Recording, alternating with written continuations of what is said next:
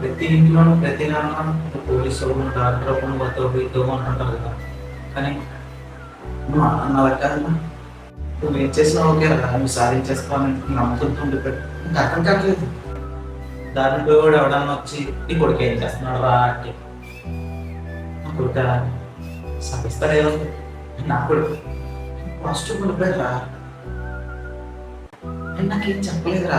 ఏ రోజు నా దగ్గరకు వచ్చి నువ్వు ఇలాగే పెరగాలి, నువ్వు ఇలాగే చదవాలి, నువ్వు ఇలాగే ఉండాలి, ఇలాగే పనులు చేయాలని నేను చెప్పలా. నా మీద చాలా నమ్మకం లేదండి. నా కొడుకు ఏదన్నా సాధించేస్తాడు అని.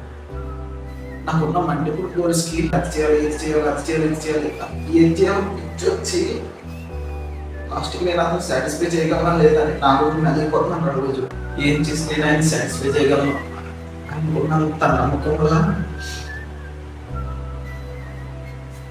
భరించలేకపోతున్నాను రా. నాకు భారంగా మారిపోయింది.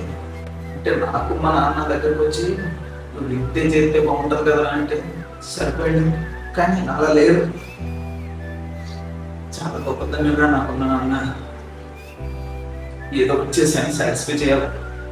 అది చేయకపోతే ఈ జీవితానికి అర్థం లేదు. చేస్తాను ఏదో ఒకటి చేసి